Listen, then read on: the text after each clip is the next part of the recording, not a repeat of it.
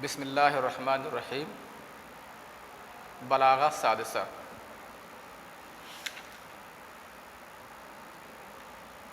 آج ہم لوگ شروع کریں گے انشاءاللہ اضرب الخبر،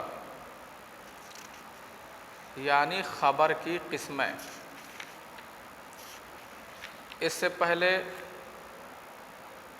ہم لوگ پڑھے تھے الغرض من القاء الخبر، خبر دینے کا مقصد، کہ خبر کن کن مقاصد کے لیے دی جاتی ہے۔ تو ہم لوگوں نے اس سے پچھلے والی بحث میں جان لیا کہ خبر دینے کے مختلف اغراض و مقاصد ہو سکتے ہیں۔ اس میں سے ایک مقصد فائدۃ الخبر ہو سکتا ہے، اور اس کے بارے میں ہم لوگوں نے تفصیل سے پڑھ لیا کہ فائدۃ الخبر کسے کہتے ہیں۔ لازم الفائدہ بھی مقصد ہو سکتا ہے خبر دینے کا، اور اس کے علاوہ دوسرے ضمنی مقاصد بھی ہو سکتے ہیں۔ دوسرے اس مقصد کے علاوہ اور دوسرے مقاصد بھی ہو سکتے ہیں، جیسے استرحام، اظہار التحسر، اظہار الضعف، الفخر، الحث علی السعی والجد، یہ سب بھی مقاصد ہو سکتے ہیں۔ اب آئیے چلیے پڑھتے ہیں، دیکھتے ہیں خبر کی کتنی قسمیں ہوتی ہیں۔ خبر کی کتنی قسمیں ہوتی ہیں؟ تو آپ اس کو جاننے سے پہلے ایک مثال پر غور کیجیے۔ کہا جائے الولد صام،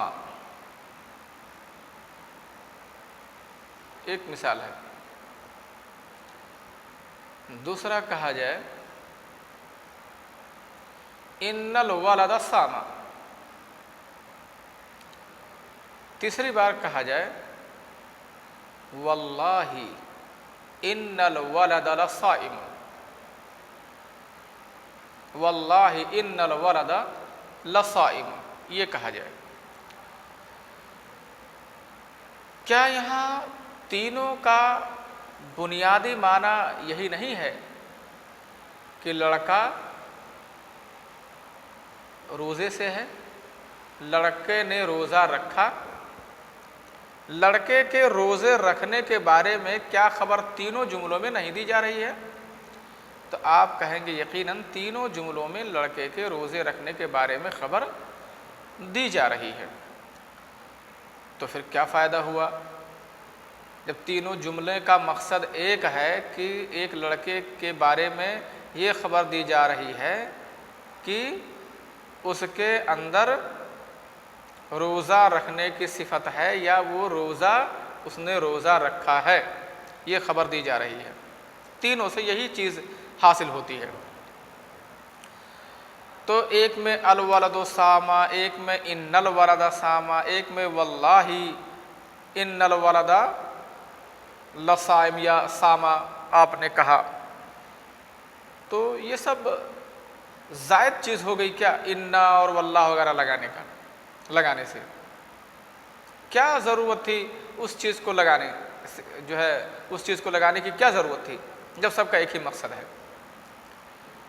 ہاں، تو ایک بات جان لیجئے، وہ زائد چیز نہیں ہے، بلکہ آپ کو ایسے زائد تینوں خبر ہیں، جملہ خبریہ ہیں، تینوں جملہ خبریہ ہے، تینوں خبر ہیں۔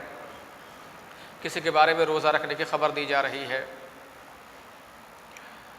اب یہاں خبر جو دی جاتی ہے وہ مخاطب کے حساب سے دی جاتی ہے۔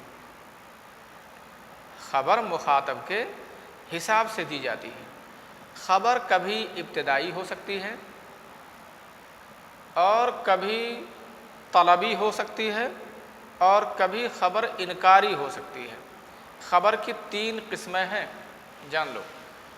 خبر کی تین قسمیں ہیں، ابتدائی، طلبی اور انکاری۔ کتنی قسمیں ہوئی خبر کی؟ تین، ابتدائی، طلبی اور انکاری، یہ تین قسمیں خبر کی ہو گئیں۔ اب ابتدائی کسے کہیں گے؟ ابتدائی خبر وہ خبر ہوگی جس میں آپ کا مخاطب آپ کی بات ماننے کو تیار ہو،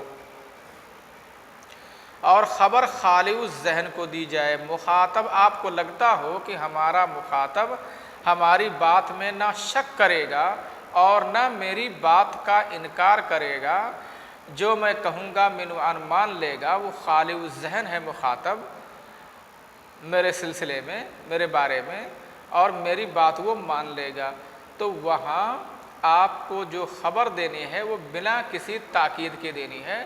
آپ بولیں گے الولد صام، لڑکے نے روزہ رکھا، مخاطب نے نہ شک کیا اور نہ ہی انکار کیا، تو ایسی خبر، اچھا بنا تاکید کے خبر کسے دی جاتی ہے؟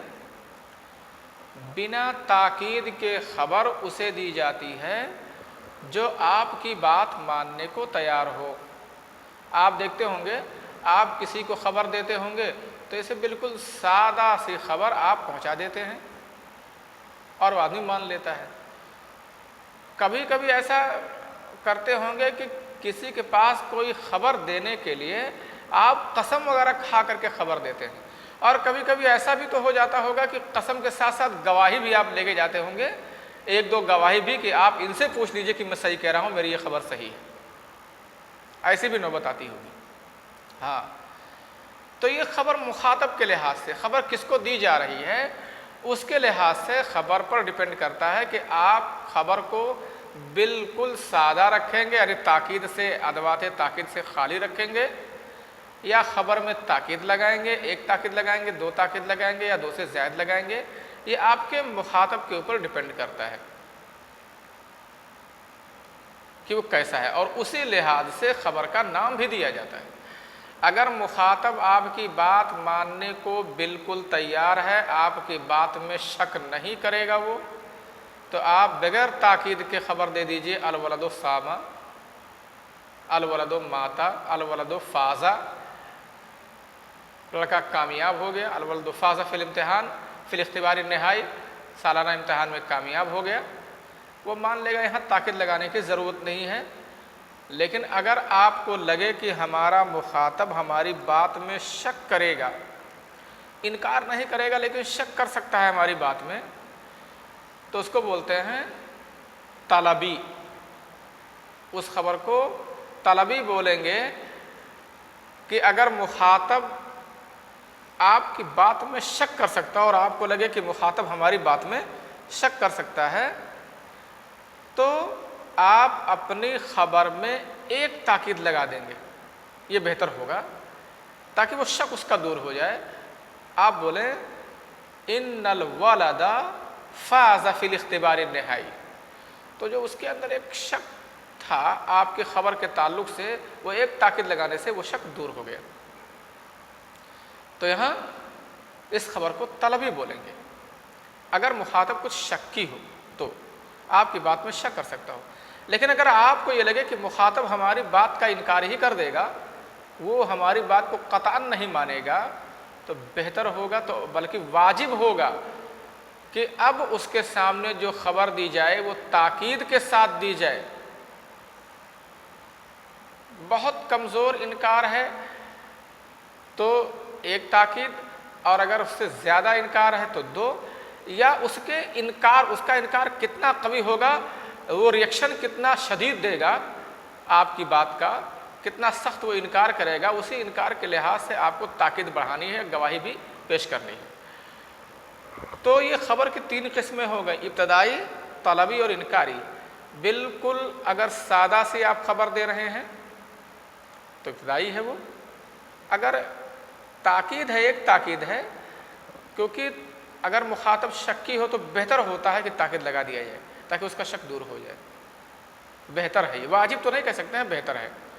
لیکن آپ لوگ ایسا کرو کہ اگر طلبی ہے تو ایک تاکید لگاؤ، اور اگر انکاری ہے تو دو یا دو سے زیادہ تاکید لگاؤ اس کے انکار کے حساب سے۔ آپ سمجھ گئے ہوں گے اب الولد قام یا ساما، ان الولد ساما واللہ ان الولد ساما، یہ تینوں جملہ کا بنیادی مفہوم تو ایک ہے، لیکن ایک میں مخاطب طلبی ہے، ایک میں مخاطب ابتدائی ہے۔ پہلے والے میں ابتدائی ہے الولد سامہ میں، اور ان الولد سامہ میں مخاطب طلبی ہے، اور واللہ ان الولد لصائم اس میں مخاطب انکاری ہے۔ یہی قاعدہ ہے کہ اگر مخاطب آپ کی بات ماننے کو تیار ہے، خالی الذہن ہے حکم سے، بالکل مان لے گا بات، شک نہیں کرے گا، انکار نہیں کرے گا، تو جملہ تاکید سے خالی رکھیے۔ اور اگر شک کرے گا اور وہ یہ طلب کرے گا کہ کوئی چیز رہے جس سے ہم یقین تک پہنچ جائیں، تو اس میں آپ تاکید لگا دیں، بہتر رہے گا، اور اس کو طلبی خبر بولیں گے۔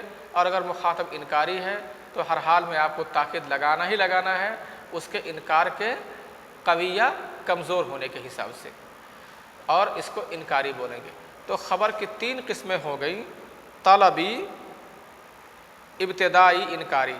ترتیب وار اگر ہم کہیں تو ابتدائی، طلبی، انکاری، یہ خبر 3 قسموں کی ہوتی ہے۔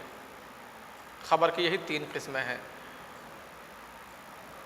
للمخاطب 3 حالات، مخاطب کے 3 حالات ہیں، انہی مخاطب کے حالات کی بنیاد پر ہی خبروں کا نام دیا گیا ہے۔ ان یکون خالی الذہن من الحکم، نمبر 1 حالت یہ ہے کہ جو بات آپ کہہ رہے ہیں اس سے بالکل خالی الذہن ہو۔ وفی هذه الحال یلقى الیہ الخبر خالی من ادوات التوکید، اور اس حالت میں اس کے پاس خبر ادوات تاکید سے خالی دی جائے گی۔ ویسمى هذا الضرب من الخبر ابتدائیا، اور خبر کے اس قسم کا نام ابتدائی رکھا جاتا ہے، یعنی جس میں خبر تاکید سے خالی ہو اس کا نام ابتدائی رکھا جاتا ہے۔ نمبر 2 ہے ان یکون مترددا فی الحکم، مخاطب حکم میں تردد کر رہا ہو، یعنی جو بات آپ کہہ رہے ہیں، جیسے آپ حکم لگا رہے ہیں کہ زید نے روزہ رکھا، ایک حکم لگا رہے ہیں آپ زید کے بارے میں، تو اس حکم کے سلسلے میں مخاطب متردد ہو۔ طلبا ان یصل الی الیقین فی معرفتہ، اور اپنی معرفت میں یقین تک پہنچنے کا طالب ہو۔ اس حالت میں وفی هذه الحال یحسن توکیدہ لہ، اور اس حالت میں اس کے لیے جو آپ خبر دے رہے ہیں اس خبر میں تاکید لگانا بہت اچھا ہوگا، لیتمکن من نفسہ، تاکہ اس کو یقین ہو جائے۔ ویسمى هذا الضرب طلبیا، اور خبر اس قسم کا نام طلبی رکھا جاتا ہے۔ ان یکون منکرا لہ، ایک حالت مخاطب کی یہ ہو سکتی ہے کہ اس خبر کا منکر ہو۔ ایسا ہے نہیں کہ اللہ کے رسول جو بھی بات کہتے تھے، کتنی بھی اچھی بات کہیں، ابو جہل ابو لہب ترنت اس کا انکار کر دیتے تھے، بغیر سوچے سمجھے اس کا انکار کر دیتے تھے یہ لوگ۔ تو کبھی کبھی متکلم یہ سمجھ جاتا ہے کہ ہمارا مخاطب ہماری بات کو سنتے ہی انکار کر دے گا، وہ منکر ہو جائے گا، ہم کتنی بھی عقل والی بات کریں، کتنی بھی صحیح بات کریں۔ تو اس حالت میں واجب ہے ان یؤکد الخبر بمؤکد، خبر کو کی تاکید کی جائے بمؤکد، ایک تاکید سے، او اکثر، یا ایک سے زائد تاکید سے، علی حسب انکارہ قوۃ و ضعفا، اس کے انکار کے حساب سے کہ جتنا انکار اس کا قوی ہو یا کمزور ہو اسی حساب سے۔ ویسمى هذا الضرب انکاریا، اور اس قسم کا نام انکاری رکھا جاتا ہے۔ تو مخاطب کے حساب سے خبر کی 3 قسمیں ہو گئیں، ابتدائی، طلبی اور انکاری۔ اچھا، خبر کی تاکید جو ہے خبر کو مؤکد کیا جاتا ہے، تو تاکید کرنے کے بہت سارے ادوات ہیں خبر کو مؤکد کرنے کے، اس میں سے انا ہے، انا ہے، قسم ہے، لام ابتدا ہے، نون تاکید ہیں ثقیلہ اور خفیفہ، حروف تنبیہ ہیں، حروف زوائد ہیں، حروف زائدہ۔ جہاں کہیں حرف زائد آتا ہے نا تو اس کا مقصد ہوتا ہے تاکید، قد ہے، اما الشرطیہ ہے، یہ سب بہت سی چیزیں ہیں جو خبر کو مؤکد کرتی ہیں۔ میں سمجھتا ہوں کہ خبر کی 3 قسمیں آپ سمجھ گئے ہوں گے۔ قاعدہ پھر سے پڑھیے، بحث پڑھیے، مثالیں پڑھیے اور سمجھیے، پھر انشاءاللہ آگے پڑھوں گا۔ ٹھیک ہے، اچھا، السلام علیکم ورحمۃ اللہ وبرکاتہ۔